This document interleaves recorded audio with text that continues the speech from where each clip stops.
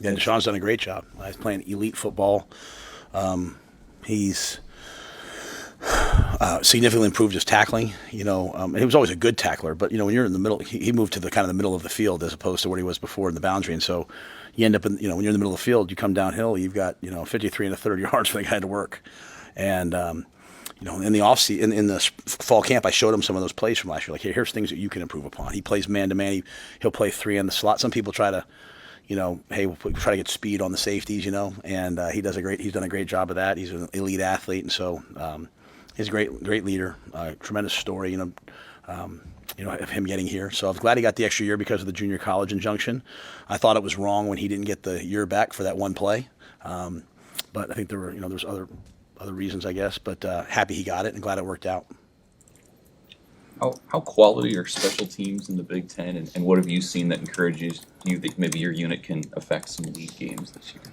I think when you're playing in the weather that we're facing, you're playing in cold games late in the year, wind games in our stadium, the ability to flip the field and all that matters. Early in the season, teams are scoring 50, 60, 70 points. As the year goes on, the games trend down, especially as the weather becomes impacted. And so the ability to punt the ball down and make someone drive the length of the field, the ability to get a good return and flip the field, I think are important. We've played well so far. There's some areas that we have to be better at, kicking the ball off, and the opponent's starting field position is a key one.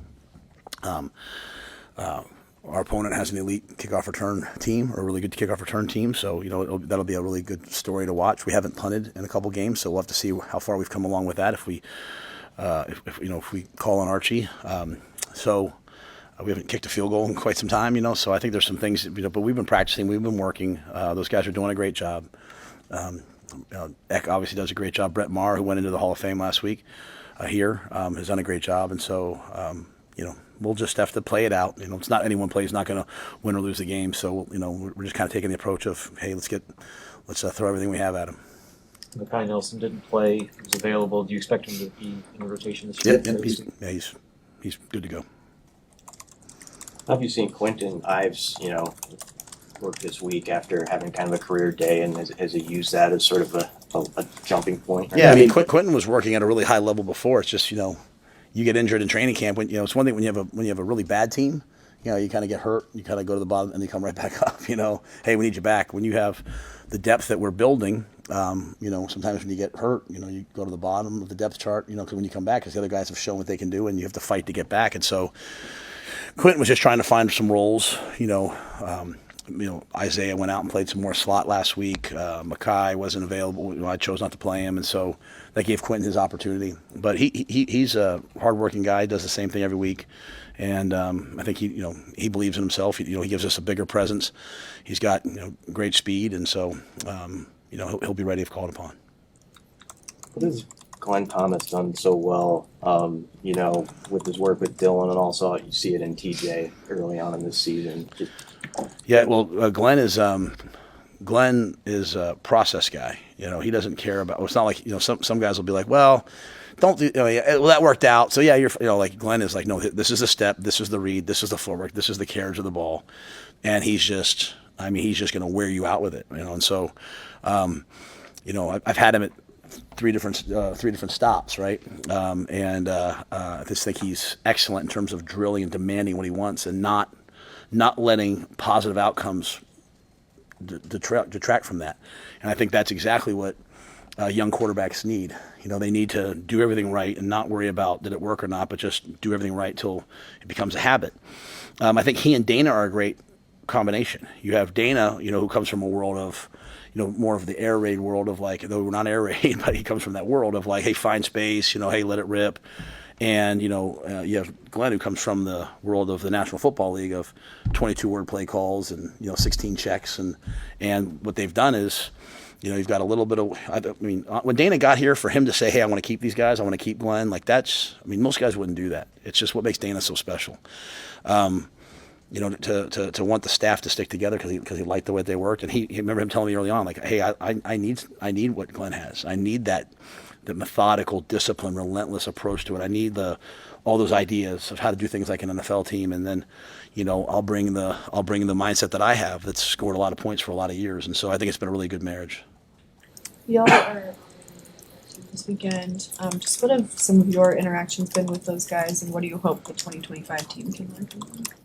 Well, I mean, I think I think what you can learn is anytime that you win a back-to-back championships, that's a consistent commitment to process. That's a consistent commitment to playing to a standard and not, hey, we won this. We won this game, so hey, we can do whatever we want this week. There's the psychology of results, as Bill Parcells talks about, and sometimes winning can be just as detrimental, as losing. I saw Brent Key talk the other day, talk about Coach Saban. He said more people die on the way down from Mount Everest, I think he said, than the way up. Just you get to the mountaintop and you stay there. And so what the 95 team was able to do to win it the previous year and then come back and do it again. I mean, when everyone's aiming for you, everyone's gunning for you, to me speaks to the beauty of the University of Nebraska and how it. I always say to myself, as you're going through hard times, as you're going through good times, it says on the stadium day by day. I was saying that the first year when everyone was like, you guys just lost this, you lost that, and I'd be like, hey, day by day, let's just get better today than we were yesterday. Let's get better tomorrow than we were today. And so they exemplify that. And so there's been, we have every practice open to former players. They can come through anytime they want. Jay Foreman does a great job for us communicating with those guys. And, I think the thing for us is, inviting them in. And, Jared Tomich was at practice today, right? I think the biggest thing for us is we want to be inviting, and we want to make this where, no matter what era, when you played, where you played, what your contribution was on the field or off the field, that you always feel welcome to be here. And there hasn't been a guy, that I've run across that hasn't tried to help or said, hey, what can I do? And, some of the former players have helped us in, hey, here's a player, here's a guy, you should look at this guy, and they've turned out to be really good. So just very grateful to be at a place that can honor former teams. There's, it's really something special to be at a school where you're not trying to do something for the first time, where it's been done. Because when you know that it's been done, it can be done. And so it was really special last year running out before Colorado to the 94 team. It'll be really special running out to the 95 team. How crucial do you think it is for Emmett that he's gotten essentially 3 quarters off of his workload the past 2 weeks heading into Saturday? Especially after that first week where we played him a ton, right? And I think that was part of the thought the first week was like, hey, I would have, like as I said then, I would have liked to have rotated more, but it's just kind of how the game went. But I think we knew that weeks 2 and weeks 3, if we did what we're supposed to do, we don't plan ahead like, hey, but we knew like, hey, we'll have a chance to play a lot of guys. And so after 3 games, guys will have a lot of reps that are backups, and a lot of starters will have some reps off their body. So I think at the tailback position, you want that. And I think the thing with Emmett, he does a great job. He's a 3-down back. He can run the football. He can catch the football. He can pick up blitzes. When you're facing the defense that we're facing, and the coordinator is elite at what he does, your backs are going to have to pick up blitzes. They're going to have to be on this side and scan back for a corner, scan back for a safety, and so there's a physical toll to that. And but no one prepares better than Emmett. He's elite in terms of taking care of his body. And your point's really, really well said. I'm glad that he had those quarters off so we could get other guys reps, but also take off some of the duress physically. Coach, can you speak to just the excitement, anticipation of getting back to Big Ten play and playing Michigan? Obviously, a big game this weekend. Yeah,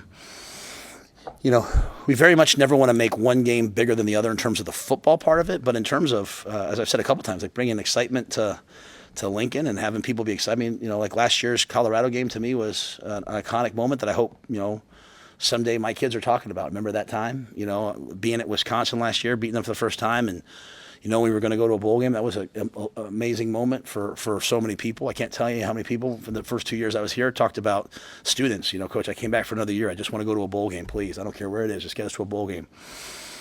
So you want to, from a global perspective, as you represent the university in the ways in which you do, certainly we don't represent them academically, but when people turn on Nebraska, I want them to see excitement. I want them to see an amazing fan base. I want them to see a rocking stadium. I want them to see a state united behind a team. And those are all the things that we have. I want them to see elite facilities, elite players. And then I want you to see a football team that plays the game the right way. So I don't want to minimize the excitement of having a ranked team come here for the first game. I don't want to minimize the excitement. I mean, I'm excited about it. Like, this is why you came to Nebraska, to play these games, Last week was fun, and for a lot of guys, that was they don't get a chance to play very often, but they work really hard. That was their chance to play. That's why we were so locked in at halftime. Those weren't we released a couple speeches, and I just got asked about it on the TV show. Those weren't pre-games; those were halftimes because we wanted to get everyone in the game, and so that was important. But now this is why you came to Nebraska, and we had a vision of being a program that would be relevant nationally, not for our history only, but for what we're doing right now. And so through 3 games we are. We'll see. You got to play. But I'm excited. I'm excited to play in the Big Ten. But I'll be just as excited 2 weeks from now, and 3 weeks from now, and 4 weeks from now. I just personally believe at the University of Nebraska, every game is a big game because we're playing in it.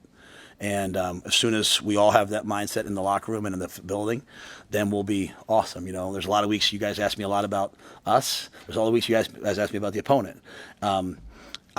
I'm focused on us. I can't control them. They're an excellent team. They're great coaches, but I want our guys locked in and ready to go. I know our fans are going to be locked in and ready to go. I know you guys are going to be locked in and ready to go. I'll be locked in. It's an epic day, national TV. And, even just for the university, think about how many students all across the country are going to turn that game on and see us play and see our student section and see what's happening here. I mean, kids want to go to schools where there's something exciting going on.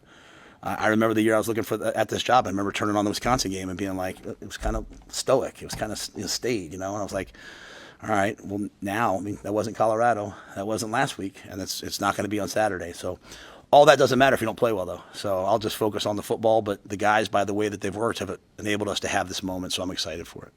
All good. That's it. All right, guys, thanks. Thank you.